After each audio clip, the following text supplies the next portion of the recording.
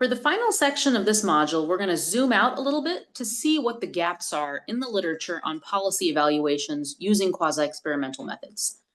In particular, I'm going to go through the results of a recent systematic review that my team conducted on just this topic.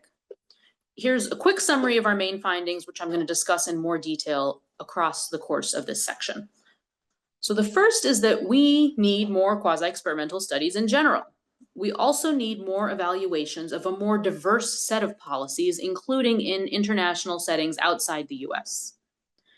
And the final gap is that there are major data limitations in the existing literature, and that future research should try to take advantage of population-level data sets and data linkages to resolve this issue.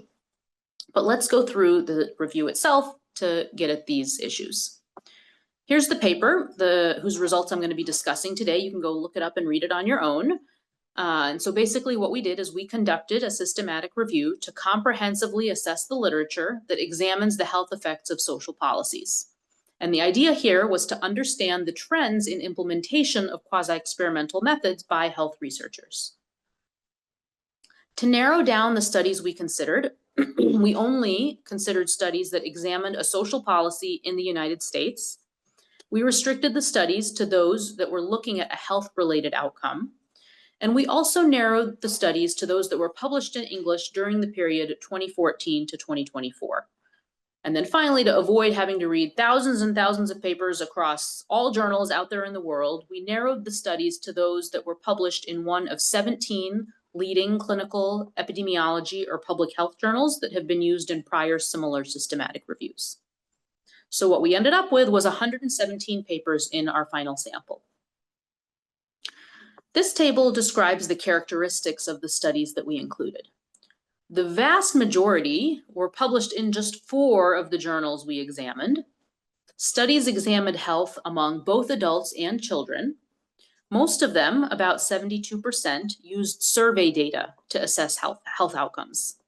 Another 20% or so used administrative data like birth certificates.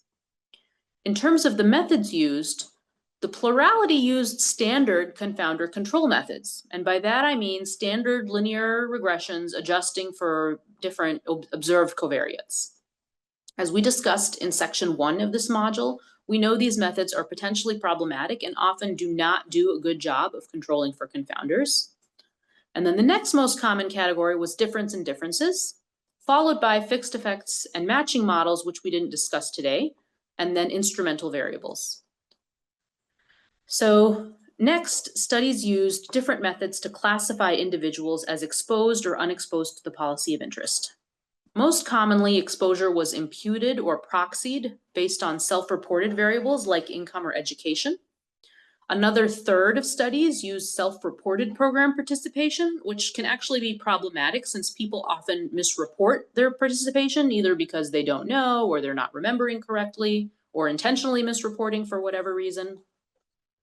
And then only about 14% of studies either sampled from a data set with known program participants or linked to administrative data on program participation. And this means that there's likely a lot of measurement error in these studies' determinations of who is exposed to a given policy. In terms of health outcomes, there was a decent amount of variation in examination of physical health, mental health, health behaviors, and healthcare access. And then here's the list of policies that were examined across these studies. Again, these are US-based studies.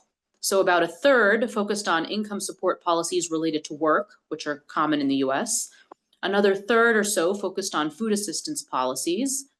Another 20% focused on other kinds of cash transfers. And then a small number examined housing and education policies. In this figure, we examined the types of methods used by year across time. And keep in mind that each manuscript may have included more than one type of method, and we included all the methods in this figure. So the total number here is going to add up to more than the 117 studies because each study, again, has potentially more than one method. And what we expected going into this was that the trend would be an increasing number of quasi-experimental studies over time as people are learning more about these methods, as they're gaining traction. But what we found is that confounder control methods were surprisingly prevalent throughout. And there didn't really seem to be a temporal trend in the use of any other kind of method, except maybe the inclusion of interrupted time series and newer heterogeneity robust difference in differences methods in more recent years.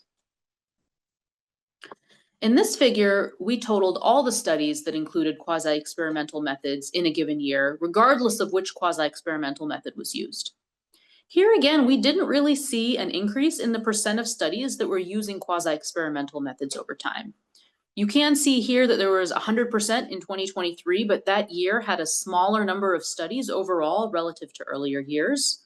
And for each of these figures, note that we conducted this data extraction sort of 2/3 of the way through 2024. And so 2024 is not a complete year of data collection. And finally, we assessed how many studies use subgroup analyses to evaluate whether policy impacts are heterogeneous among different groups. I talked about this a little bit before, and there is this great paper by Cintron et al. That really motivates why this is so important. We know that complex exposures like policies are not likely to affect all people in the same way. And so we really need to understand how policies affect different groups differently. And in this case, we found that only about half of studies conducted subgroup analyses. Most often, they looked at differences by individual characteristics like race and ethnicity, gender or sex, or age. Only about 8% conducted subgroup analyses by geography, despite the fact that there's a lot of heterogeneity in the United States in terms of potential policy impacts. And so this brings me to the first of our summary points regarding the gaps in the literature. So one clear knowledge gap is understanding how different policies affect different subgroups differently. Subgroup analyses by geography, like differences by state or city, are really important and understudied. Studies that examine interactions with other policies, for example, in order to understand how multi-level exposures may interact to bring about different impacts, are also important. And in general, understanding heterogeneity in policy impacts is something that's really needed. More generally, getting to the specific issue about quasi-experimental designs, we found that a large percentage of social policy evaluations in the public health and medical literatures are continuing to employ methods that really do not robustly support causal inference. Instead, they're still relying on more basic confounder control methods. And I mean, beyond sort of the methodological issues with this, it's really limiting these studies' potential to inform policy conversations. Policymakers and other decision-making groups often want to see more quasi-experimental studies. And so this limits the use of these studies by these policymakers or by researchers in other disciplines that have more rapidly increased their use of quasi-experimental methods, like in economics. Of course, we know quasi-experimental methods aren't always feasible. We might not always have the assumptions met. We might not have the right data set. They might not be appropriate for the research question. But when they are appropriate, using these kinds of quasi-experimental methods strengthens the literature on social policies and health and potentially increases the translational impact. Another thing that's also clear is that we need evidence on a broader range of policies, and also not just in the US, but in international settings as well. Of course, one limitation of our study is that we were only focused on US policies just to keep things manageable, so we don't have as clear of a picture on this literature outside the US. Another limitation is that we only focused on 17 of the most important, the major journals in this field. And the findings might not necessarily generalize to the literature more broadly. Of course, we are arguing here that these journals are the most likely to include these most rigorous methods, so this might actually overestimate how often quasi-experimental methods are being used. And then getting back to the limitations around data, in the US, we have particular problems. This includes a limited ability to access and link administrative data. And we actually have few data sets that have real measures of social policy exposures in conjunction with health data. As a result, we saw in the systematic review, a lot of studies have to rely on self-report of benefits or crude proxies for eligibility.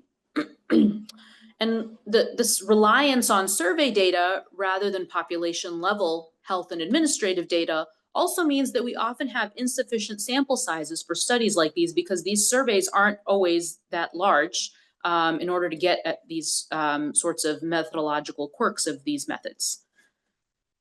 Of course, many of you may be in Canada, and this is much less of an issue. So, maybe Canadian data aren't quite as robust as like the gold standard in every epidemiologist's mind of Scandinavian data sets, but it's still a huge step up from US data resources. So for those of you, again, and with access to these Canadian data sets, I really encourage you to think creatively about opportunities you may have with this great resource for population health and policy research. And then in terms of opportunities beyond research, those of you who are educators or future educators should consider including more training in quasi-experimental methods for your future trainees, like that offered in this class. This will help ensure that they have the skills to apply these techniques in their own studies when they do come across a really creative natural experiment opportunity. And then if any of you are reviewers or editors of journals or will someday be, you could do more to insist on rigorous methods where possible. And this will really help lift the standards of research in our field. And then finally, just in terms of scoping out this literature, our systematic review again was really focused on the US, but future systematic reviews could examine patterns in publishing social policy evaluations in international settings, in different literatures, in different journals, etc. So just to wrap up this module, I wanted to remind you of the learning objectives to put all of this back into context. So hopefully you now have a better understanding of why quasi-experimental designs are an important approach in policy evaluation. We also reviewed 3 main types of quasi-experimental designs used in the field, going a bit more in depth on difference in differences analysis, regression discontinuity, and instrumental variables. We compared and contrasted the strengths and weaknesses of these designs, and we discussed challenges that you might encounter when evaluating policies using these designs. And finally, we identified gaps in the current literature, which will hopefully motivate many of you guys to apply these methods in your future work. Thanks.